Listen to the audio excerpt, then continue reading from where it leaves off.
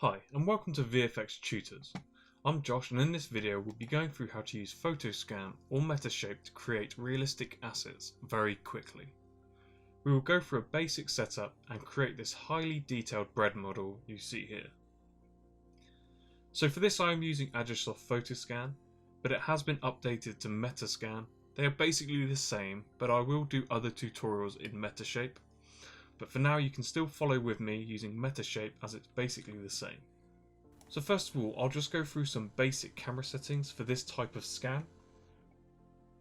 So I have a Canon 5D Mark II and a 50mm prime, but you can use any camera.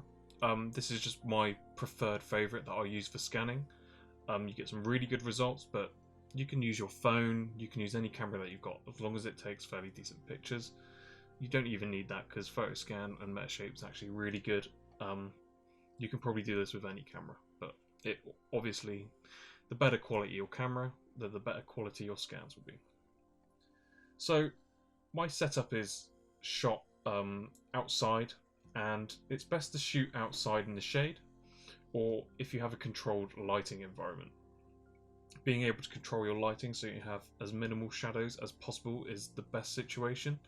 Sometimes it can't be avoided, so if you do have some shadows in your sort of scan area, it doesn't matter so much. You might just have to clean up some more sort of shadows afterwards. But if you're shooting outside, shooting in shade is pretty good. So for my ISO, I don't really want any grain because I'm going to be using these textures, so I want it as low as possible. I don't want any grain in my image, or as little as possible. My aperture setting is f8 or above. I think in this my aperture was probably more like f10 or 11 because it was quite a bright day, but we want a high aperture so we have as minimal depth of field as possible. We don't want to be having any blurry patches. So my shutter was a neutral exposure, so because it was on a tripod I could afford to have quite longer shutter times, so I didn't have to worry about any camera shake, so I could have slower shutter speeds. And my white balance, I used a white card to match the colours, or you can manually do it if you're really good at that. But we want to try and get our white balance as close as possible because we're going to be using these for textures later on. So for framing as well, you want to make sure that your object is covering as much of the frame as possible. Obviously, depending on your camera, you might have different focus distance limits. I think mine is probably about 1.5 to 2 feet, so I can't get that close, but I can frame it quite well. So yeah, you want to make sure that you've framed it as close as possible, and you want to always check that on every shot. You want to check your focus is correct. But if you're on a tripod, you shouldn't have to check it as much. But if you're walking around the object, you really need to make sure that your focus is really on point. So now I'll move on to the setup that I've used for this object. This setup is great for small assets. It's very easy to manage and it works extremely well. So I use a lazy Susan for this sort of stuff. This allows me to rotate my object on the spot without having to move my camera. So this means I can have my camera on the tripod and I can set my focus distance and don't have to change it as much. And it's a much more time effective sort of setup. But obviously you can't do this for every single one. But the lighting conditions were pretty good for this, so it's doing something like this when it's on a nice day and you can find shade, it's great. So on my lazy Susan I do mark out some points on it so I don't do too many shots or end up not having enough. They're only rough, but it's a nice guide to know that I'm doing fairly equal amounts of rotations on my turns. So in this middle image you can see that I've actually got some extra lights and I've made this stand. So also I have a backdrop, and this backdrop is quite important because I can use it to mask out everything else. It can be anything. Black's probably the best sort of situation for this, but you don't have to use a backdrop.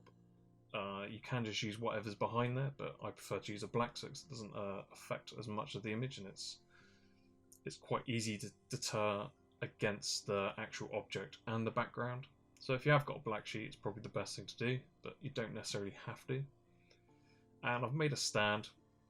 So when I rotate it, it's not moving, it's fairly solid. And also like something that's of a similar colour as well, so it's not, any colours are not going to affect it so much. You will have to paint probably some of these out on the textures afterwards, but it'll be so minimal, it'll be pretty easy.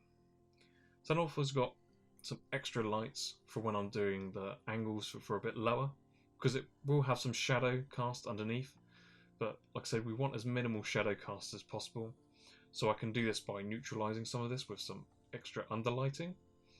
And you don't need this, you can still fix this afterwards if you don't have some extra lights, but I have some extra lights. You can get these off Amazon really cheap, same with the Lazy Susan. All this stuff's, in fact all of this stuff here is off Amazon for really cheap, apart from this block of wood and some cane. So this is a super cheap setup. I don't think this cost me, I think these lights are about £15 off Amazon, and this Lazy Susan's about £8. So it's a super cheap setup and you get some quite good results. And finally, I'll just briefly go through the shoot sequence. And this is pretty much the same method you would use on almost every scanning job, except buildings and interiors. They're slightly different, but we'll cover that in a different tutorial. So you can see on the top image here of my bread, I can see that I've got a top-down angled view, and then we can see that this is represented by our top circular pattern.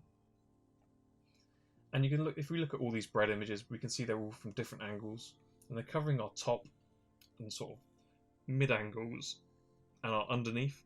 And you can see how that lighting has helped the shadow underneath, because it looks nice and flat across all of it, so you don't see too many shadows.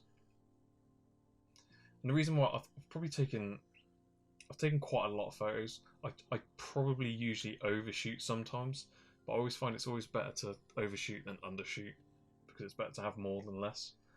It just means it might take longer to process, but this probably won't take much longer than an hour to process, even if that, depending on your computer, obviously. But this is, if we look at these sort of on the bottom left, we can see we've got the paths of the cameras that's been created, but this is obviously my camera is static, and that's why you have to mask out the background, because it will get confused with stationary objects and what's rotating. So we kind of fake the movement of the rotation onto the camera positions. And you can see in all these bottom ones that we've got a really good coverage of all angles. And this is what I do for most stuff. So now I'll open OpenScan. But if you have Metashape, you can still follow me. It's basically the same workflow and the same UI. Like I said, on the next set of tutorials, I will be using Metashape. It's just that I haven't updated my PhotoScan. So PhotoScan is opened. As you can see, we have a fairly basic UI. I will go through each of the windows as we go through the tutorial, but generally PhotoScan is quite simple to use, but it is a very powerful piece of software, and you can create some great assets really fast. So first of all, we'll just load in our images, and we'll go up to the top left where we have three little boxes and a plus sign. If you just select that and navigate to where your images are, so we should have small assets, sourdough, TIFF, and you should have all these images. So if you look through, you can see we've got a load of images which of the bread that's been rotated, and we have some blank ones as well, but these are the background. We also do need these, so if we just select the top one and select all of them, then we can select open, then they will slowly load in. So because the way we have shot this, these images, we've got our camera on a tripod and we've rotated the bread, but our background is always stationary, and we will need to mask out the background because there will be some, it will struggle to figure out the correct positions for all the points if the bread's rotating but the background's stationary all the time. So we'll have to mask out the background. This is where these images come into play, because what we'll do, we'll use these images to exclude, because this is the background of this rotation, so we'll use this image to be excluded from all of this, so it will remove all that background apart from anything that's not in there. So hopefully only the bread and these sticks will be left in there. So you can look on your images and you can see that they're quite clear. And all these images, we've got quite a high f-stop, so we have hardly any depth of field, so there's very little blurring around the edge, and so it keeps the image completely crisp. So before we do anything, we will mask out our backgrounds because we don't want to do anything until we've done that. So if we go to our show masks here, and we'll see that we've got no mask. So we now need to create our masks. So we'll just unselect that so we can see our pictures. And if you select the first one and go through all the way to the first load of rotations, then what we can do is go right click, masks, and import masks. And we can use from background and operation replacement, and we can leave it as it is. So you might not have this, you might have something like mask or something, but basically we need to, our mask has to be the same name as all our images. So I've left all my images as just straight off the camera, so they should all be the same minus the number. So if I just change the number on here, this is why it's easier to, because we will disable these, we won't use these in our calculation, but it's just, we can just see what one we need to mask out there, so it's just easier to load them in so we can see.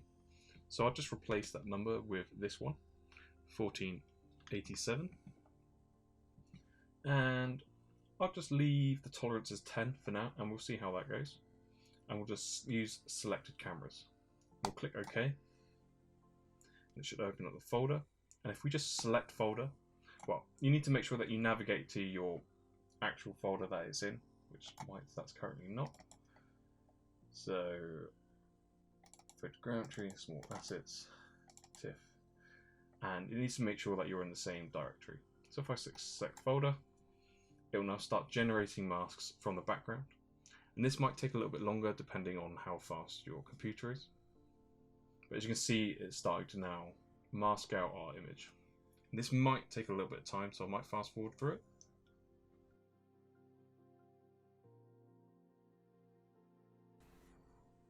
Cool. So that's done now, and we can turn on our masks. And we can just double click and we can see how we're doing. So you can see on the first one that's worked really well.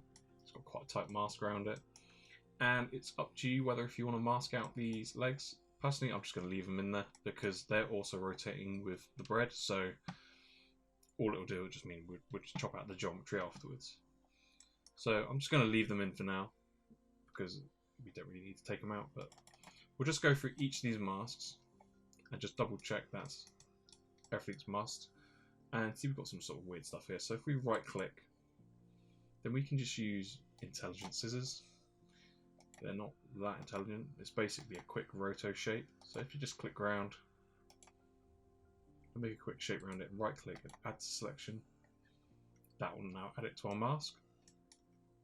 And we can go through each of these ones and just double check that we've not got any weird stuff that the mask has missed. And we'll use the intelligent scissors. So we'll just left click to make the points and make a shape. You need to make sure that it's closed. It's quite easy just to, you have to be quite on top of the point.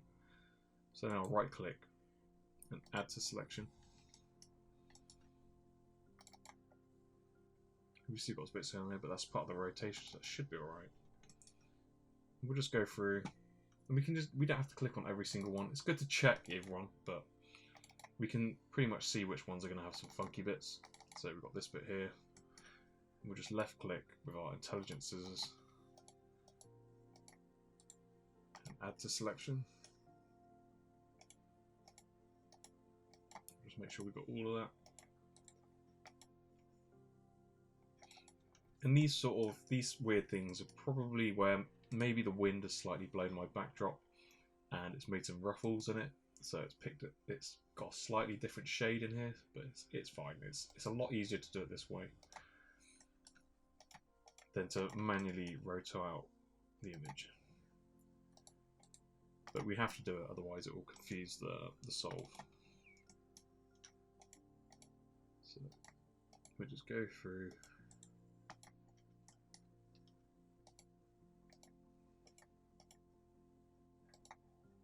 see if you don't click right on top of it, you'll just make another point.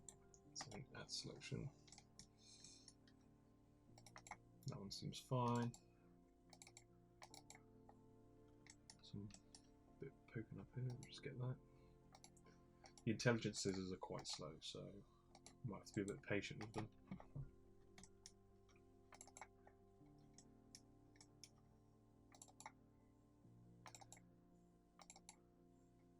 Some strange bits down here.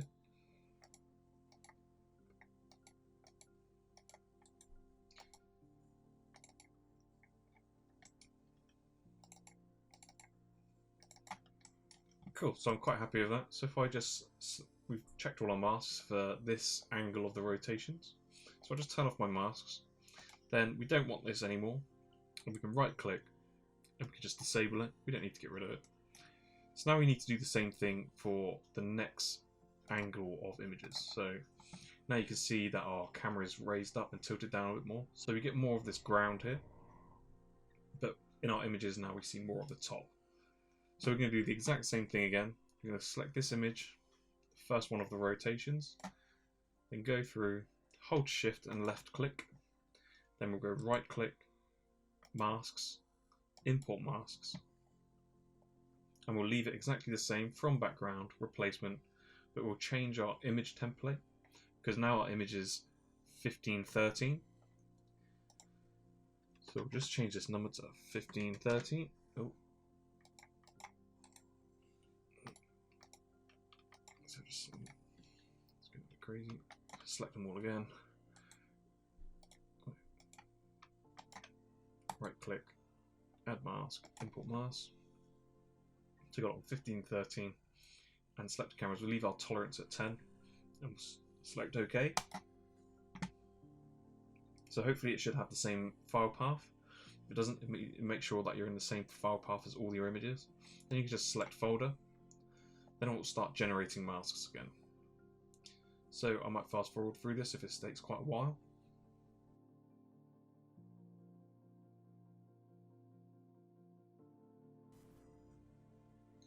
Cool, so that's now loaded. So if we now select our masks, then we can just double click on it and check all our images. And it's masked out quite a bit of it, but it's still got some dodgy bits here. So we'll just use our intelligent scissors again to get rid of some of this. So right click, select intelligent scissors. And we'll just left click. And we'll just rotate out all this mess. So we can do the wooden block if you want. I'm just going to leave it in for now because that's also rotating with the bread, so it shouldn't cause any issues. We just want to get rid of things that aren't rotating. Probably don't really need to get these tiny little bits, but we get rid of this sort of curved section here.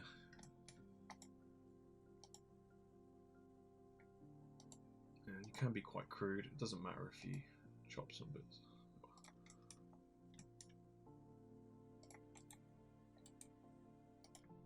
Add selection. And we'll just do this for every single one.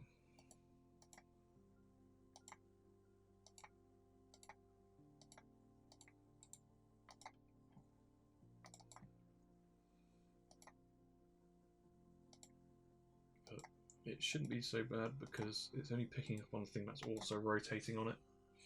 But just for sanity's sake, we'll get rid of it.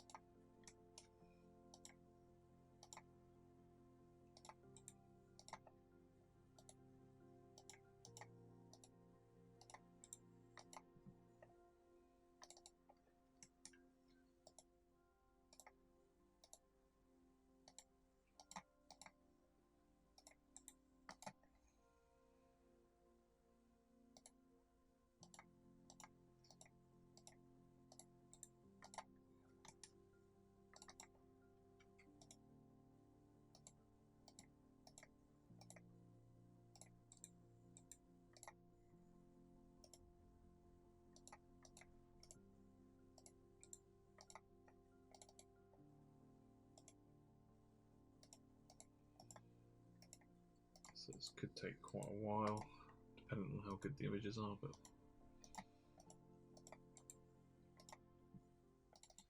it will save you a lot of pain in the long run if you mask it nicely.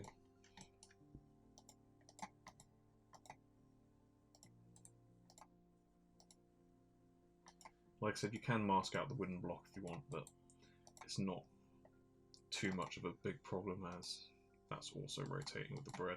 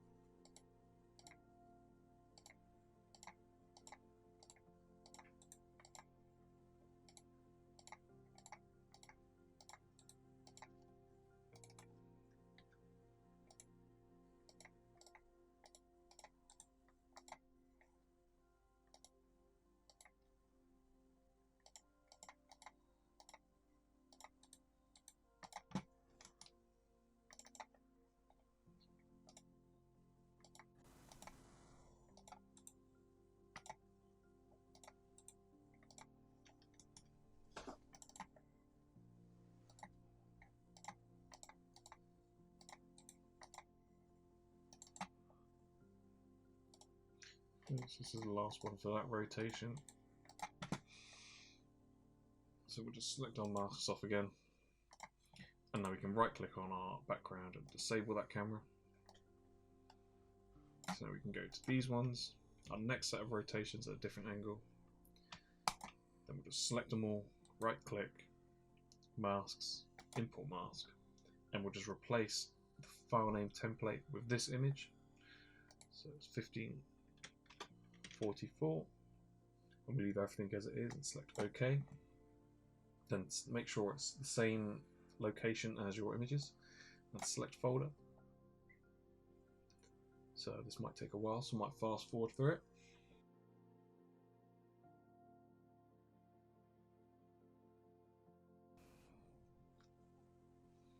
Cool, so that's done. So if we select our masks, we can now select on each of them and just double check there's not any weird stuff. No, there is a little bit of stuff. So what we can, because there's quite a few on this one, we can maybe change our, if we go select them all again, right click and we go back to masks, import our mask. Maybe let's change our tolerance to maybe 20 and see if this removes any of these sort of artifacts. Select OK again, select folder.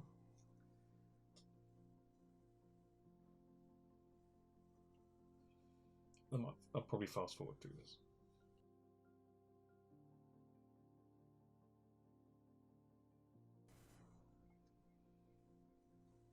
Cool, so now if we select our mask in, we can have a look.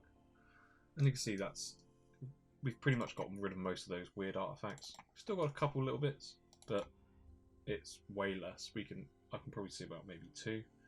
But we'll go through each of the photos and just double check them. Got a little bit up here, so we'll just use our intelligent scissors again to chop that out.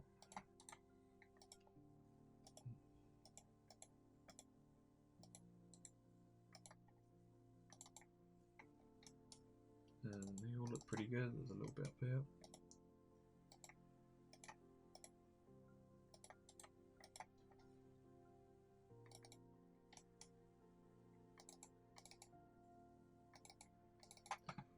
Still looking pretty good. Just a couple tiny bits.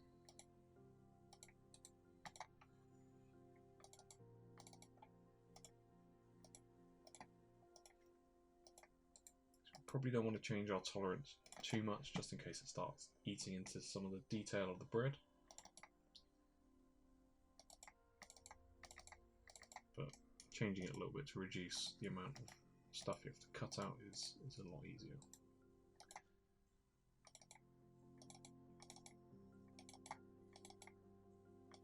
Cool, so those all look great. Just turn our mask off and select this image that we use from our background, and we'll disable that. So now we'll go to our last rotations and we'll select them all again. We'll right click, masks, import masks, and let's leave our tolerance at 20. And we'll change our file name template to the image that we have for our background, which is 1570. And we'll select OK. And make sure that you're in the same directory as all your images, and select folder. Let's just start generating all the masks.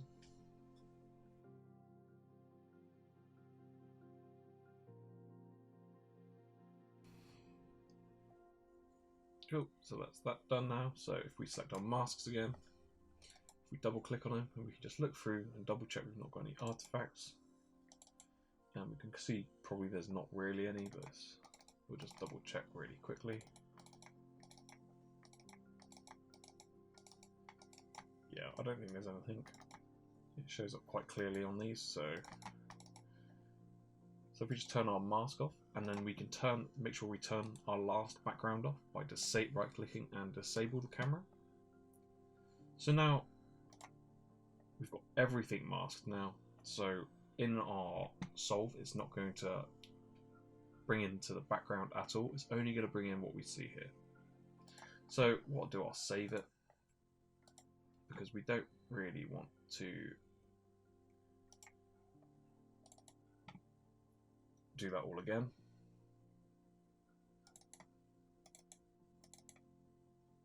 Just make a new folder. Call it PS for PhotoScan. Call it Sour 01. Select save. Which will reload all the images again. So cool. So now we've masked everything. We've saved it. Our first thing to do is to align our cameras. So I said earlier, this is quite a simple piece of software to use, but it's quite powerful. And if you just go up to the workflow, and you'll see that basically we've already done the add photos. We don't have to worry about add folder because we're doing one asset. And the software basically lines out everything you have to do here. So our first one would be to align photos. Then our second step would be to build dense cloud, then build mesh, then build texture. And that's pretty much it. It's pretty simple. So we'll select align photos, and you'll have this accuracy box here. We can try it on highest. Generally, depending on how good your photos are taken and if you've got any blurry ones or anything like that, I would leave it on medium or high, and depending on how good your computer is, it might take a little bit longer. So what I'll do, I'm just going to leave mine on high for now, and just leave this as it is. And you have advanced here, and I'm just going to leave all this as standard. Then we'll select OK, And that's going to start detecting points and aligning the images and creating cameras. So this might take a little bit of time, so I might fast forward through this. And you can see here that it's going through each of the photos, and this is how many points it's picking up per photo and trying to match them. So it's doing quite a lot.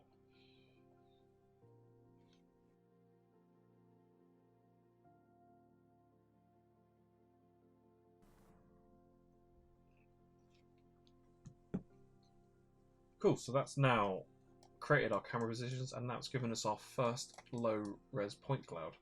And you should be able to see what resembles bread straight away. So you can see we've got some sort of black points here, which is probably some bits that have slipped through, but we're not going to really worry too much about them. So now that's done, we can save it. Version 2. So just in case if it crashes, you don't have to redo all that again. And if we just bring that down, and we can rotate around, and we can see it's picked up a lot of detail of the bread.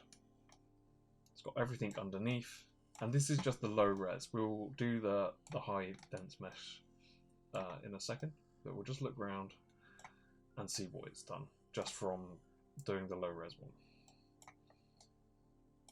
Cool, so we've got some little black pieces here. We're not going to worry too much about anything that hit around there. We don't have to worry about getting rid of them. But what we want to focus on is this bounding box.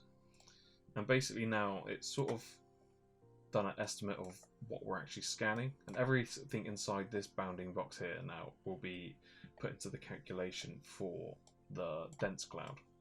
So what we want to do, we want to make sure that the entire bread is in there. So sometimes it doesn't always be in there, but we want to make sure that this entire low res mesh is in that bounding box.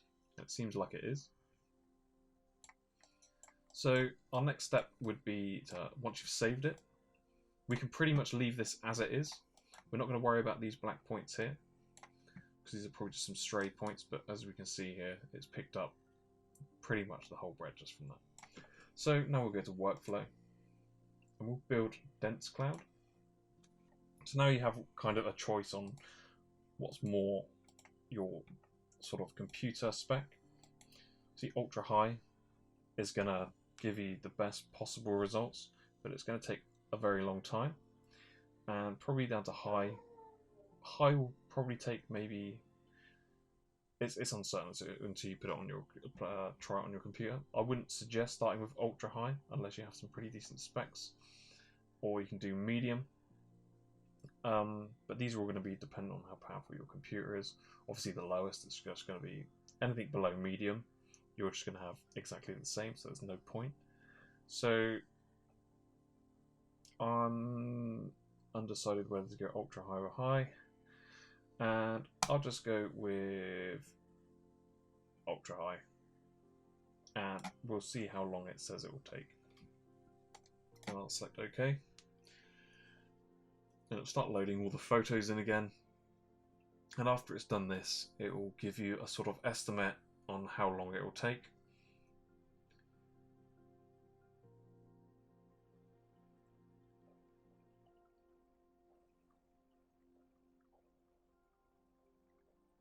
So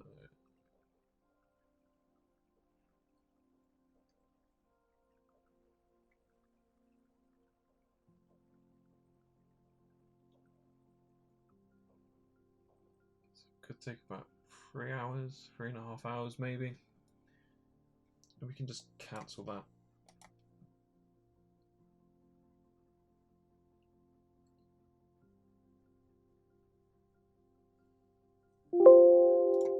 And then we'll just go to workflow again. We'll build dense cloud again, and we'll just select high and select OK, and see what it sort of estimates for the time there.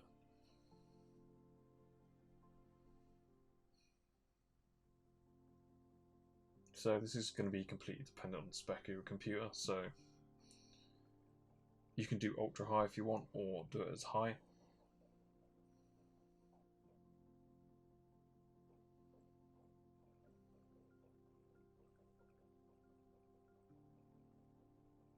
This says it's going to take 10 minutes, 7 minutes approximately.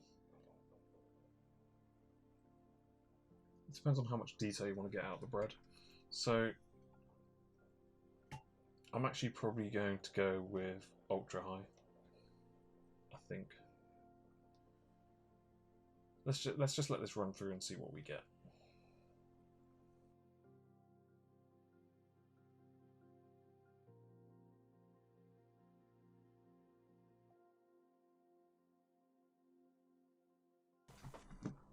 Cool, so that's now processed. So if you look up at the top, you can see we've got 4 little squares which are highlighted. This designates that we're on our low res sort of point cloud. So now if we select these squares here, we can now see that we've got a high res mesh. Well, it's not actually a mesh, it's just our point cloud. So we can see it's quite detailed. So you can get more, if you want to go with more detail, we can do it on ultra high. Let's just have a look around and see what sort of detail we can get. So what we'll do, we'll just go through the entire process on this high res, and at the end we'll then process it at ultra high. So now we've got our mesh, our point cloud. If we go to workflow, and we can go to build mesh, and you should have some choices here, and you kind of just want to leave it as you want, as it is. You have your sparse cloud, which is your initial cloud that you've made, or your dense cloud, which is the one we've just made, and our face count. So you can select it on high, medium, or low, and it will sort of decimate the mesh for you. I leave it as on high, just so I can choose whether to decimate it afterwards if not. And you can just leave this all as standard. So now if I just click OK, it'll start creating the mesh from this point cloud. And this will probably take quite a while, so I might fast forward through this as well.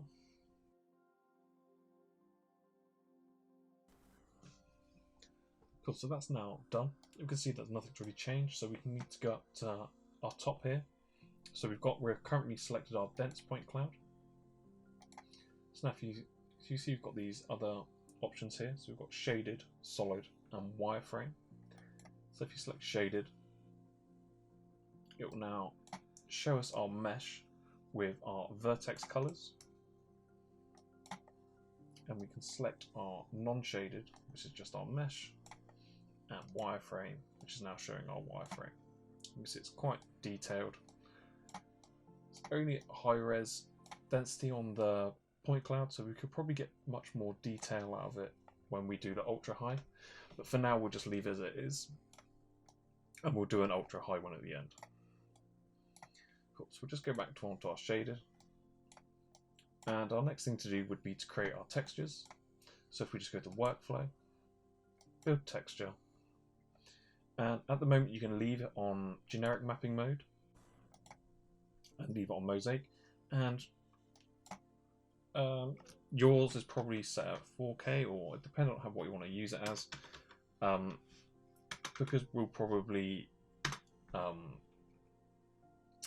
create a low res and reproject them on. You can do a high res one. In fact, let's just do an 8K one. You don't have to. You probably do a 4K is fine. So we'll just select OK, and then it will start going through the same process again. This might take a while, so I might fast forward through it. Cool, so that's that done now. So if we go up to the top, we have this little pyramid, and we can select this textured one. And now it will load in with our textures. So now we've got a pretty good scan. If we look around, we can see the only thing that we really need to remove these 2 poles. So yeah, we're pretty much done. So we'll just tidy it up.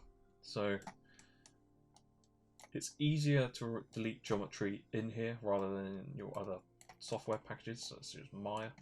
So let's get rid of these poles here while we can. So go upside down. And let's go with this one. Probably have to select some of it. But let's go from the top. And if we go up to our top here, we can select circle selection. We'll just left click and mouse where it is. And we can see we've got it tight around there, but we'll also, before we select anything else, if we select our pointer here, and we'll rotate round, because we've definitely selected some stuff up the top as well. So what we can do, if we select our selection again, hold shift, and select it all, and if we select our pointer again, that's now deselected everything, and then we can select on this cross, and that'll delete everything that we've selected. So let's do it to the other one.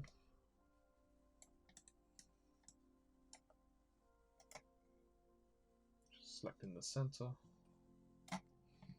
select our cursor, rotate round, select our selection marquee again, hold shift, and select it, so it deselects it, go back to our cursor, just double check we've not deleted anything else, and we'll just select the X, and now let's get rid of that. So now we're left with two holes here, which we probably want to get rid of, so we can go to Tools, Mesh, and we can just close the holes for now. And just do some pretty rough closing the holes. We'll select OK.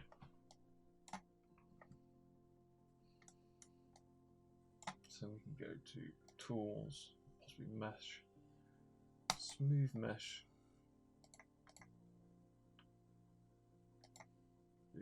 Let's do it just one now and do apply to selected faces while we haven't selected still. Maybe that's not enough. So we will smooth mesh. Bring this up to 10. Select OK.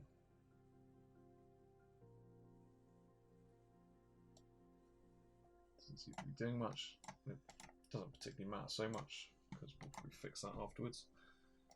So you can now rotate round. And we're pretty much done. We can fix these texture holes. We can, because if we rebuild our texture now, it's only going to reproject the poles onto it, so there's no point doing it. And we can fix this in Photoshop afterwards. So let's save that.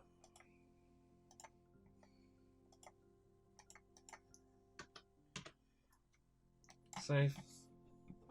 And we're pretty much done with this now. We'll export it out. And we'll probably bring it into Maya and we'll take a look at it. So if we go to File, Export, Export Model. So I'm just going to go back and we've got our PhotoScan. So I'm just going to make a new folder called Export.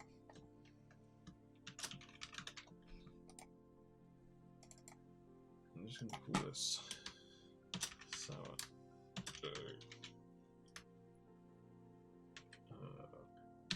From PS, from PhotoScan, because we'll be going back and forth from PhotoScan to Maya as well. So click Save, and you have a choice of exporting what type of texture. We'll just leave it as JPEG for now, and we'll just select OK.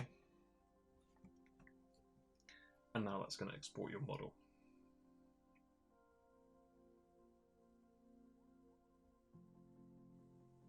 So we're done now with this. We're finished. We've done this first, our small bread asset. It didn't take very long. So what we'll do now, I'll just go back to the dense cloud stage where we built this dense cloud from it because we did it on high. And what we can do, we can see what it looks like when we do it on ultra high. It might take a long time. Okay, so we'll go through and do the ultra dense cloud now. So make sure you save it beforehand. I'll just version it up again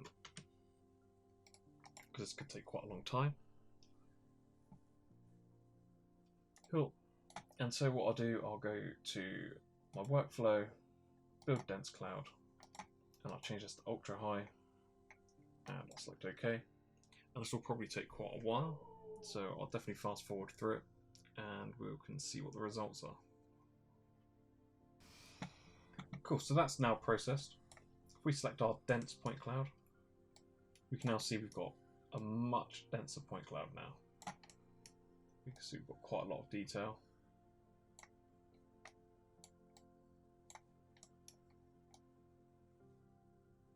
So we will now need to go to our workflow and build our mesh again. And you can see our face count is much higher now. And if we select OK, this will start building the mesh again from our ultra high point cloud. So this might take much longer as well, depending on how fast your computer is. Okay, so that's now processed. If we go over, we can select our shaded mesh here with our vertex color. And we can see we've got quite a lot more detail on this one now. If we select our non-shaded, we can see in our mesh that we've got loads of detail now.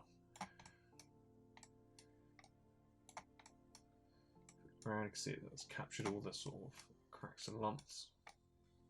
So now our next step would be to build our texture again. So if you go workflow, build texture, we'll leave it on how it was and we'll just select OK. And now that'll start building the texture.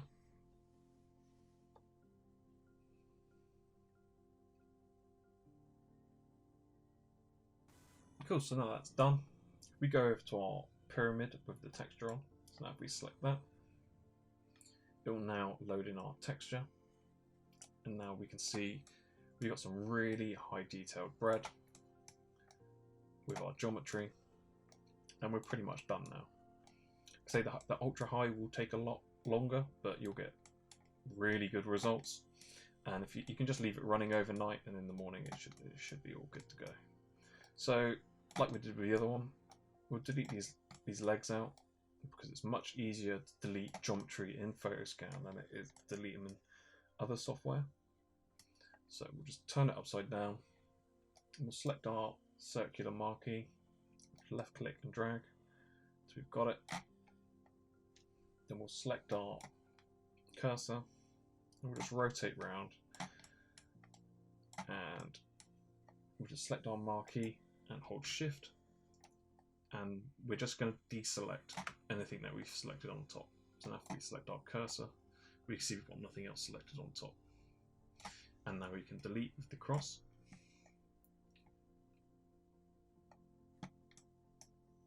Then we can go over to the other one. Do the same thing, use the circular marquee. Go back to our cursor at the top left, rotate round. And you see it's selected up at the top. So select our marquee again, hold shift, left click, and I'll deselect it. Then we'll go back to our cursor. We can just delete that now with the cross. So you can see we've actually got some floating parts here. So we can delete them manually, but the easiest way to do this is we go mesh. Where is it?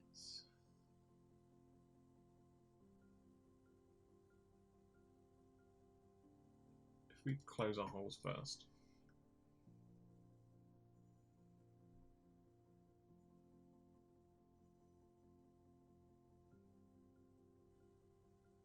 Select OK. And now let's close those holes. But we can get rid of this mesh here. So if we go to, there is gradual selection here. So what this will do, this will just go through and select anything separate from the main object. So if we scrub through this, if we go down, if we went to 100%, we can see it's got the whole object. And at the moment we've got connected component size. So if we bring that down to 99, because it's selected all these ones outside of the largest component size. So if we select OK, then we can select cross for delete. And that should delete all our floating points, our floating geo, sorry. So yeah, we're pretty much done with this now. So what we can do is we can go File, Save. What I'll do, I'll just save this as VO5. I'll call it Sourdough Ultra Dense, so we know that's an ultra dense one. So save, and I'll just save that out now.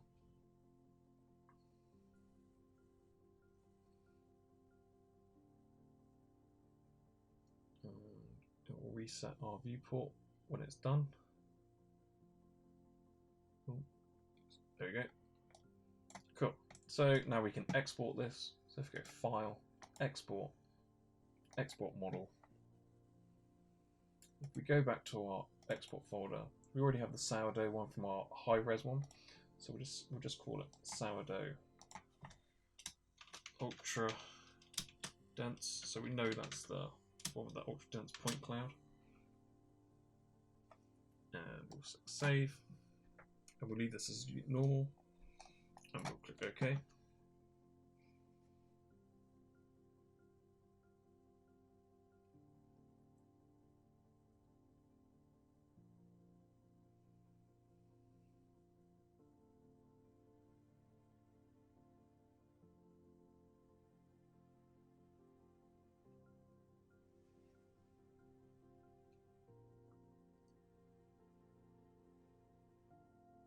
It's going to take quite a while because it's exporting out quite a large mesh. Cool, so we're done now. Our next step would be to open this in Maya or whatever 3D software that you're planning to use this in, and we can look at it there, and then we can sort of build a low res mesh and get some of these details onto a more usable mesh. Cool, so if you like this tutorial, hit that like button and subscribe for more like this.